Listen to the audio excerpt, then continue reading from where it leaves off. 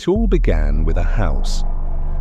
Not just any house, but an old, crumbling Victorian mansion at the edge of town.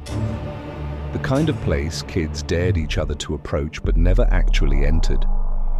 The kind of place where the windows seemed to watch you, and the shadows moved when you weren't looking.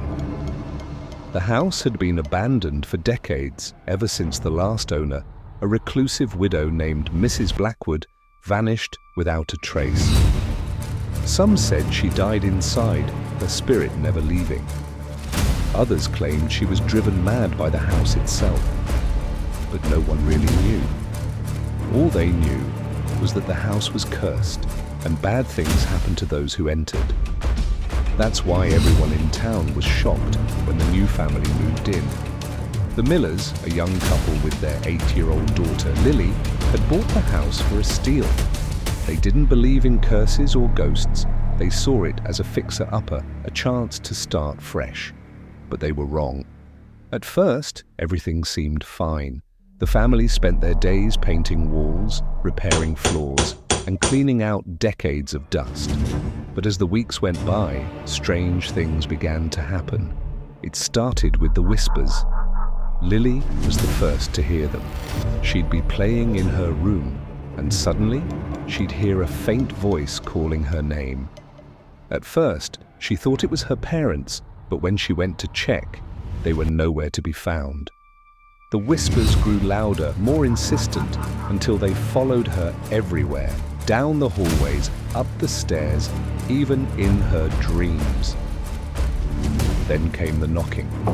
Every night, just as the clock struck midnight, 3 loud knocks would echo through the house. The sound seemed to come from everywhere and nowhere at once. The first time it happened, Mr. Miller grabbed a flashlight and searched the house from top to bottom.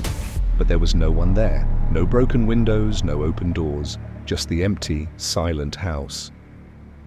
The knocking continued, night after night, until the family stopped investigating. They tried to ignore it, to pretend it wasn't happening, but deep down, they knew something was wrong. One evening, Mrs. Miller was in the kitchen washing dishes when she heard Lily giggling in the living room. She smiled, thinking her daughter was playing with her dolls. But when she walked in, the room was empty. The laughter was coming from the walls. She froze, her heart pounding in her chest. The laughter grew louder, more distorted, until it sounded less like a child and more like something else. She grabbed Lily and ran upstairs, locking the door behind them. That night, they slept with the lights on, but the house wasn't done with them. The next morning, Mr. Miller woke up to find the words "Get Out" scrawled across the bathroom mirror in red lipstick. He tried to wipe it away, but the words wouldn't budge. It was as if they had been etched into the glass itself. That was the final straw. The Millers packed their bags and decided to leave. But as they reached the front door, it slammed shut, locking itself. No matter how hard they pulled, it wouldn't open. The windows were sealed tight, and their phones had no signal. They were trapped. The whispers returned, louder than ever, filling the house with a cacophony of voices. The walls began to crack, and a dark, oily substance seeped through the gaps. It pooled on the floor, spreading like a living thing, until it surrounded the family. Lily screamed as the substance began to take shape, forming into shadowy figures with hollow eyes and gaping mouths. They reached out, their cold fingers brushing against the family's skin. The Millers backed into a corner, clutching each other as the figures closed in. And then, silence. When the neighbors noticed the Millers hadn't been seen in days, they called the police.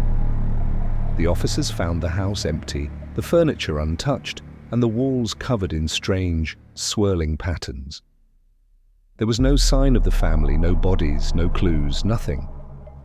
But if you listen closely late at night, you can still hear the whispers.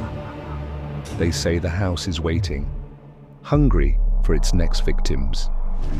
And if you're foolish enough to enter, you might just meet the Millers, or whatever took them.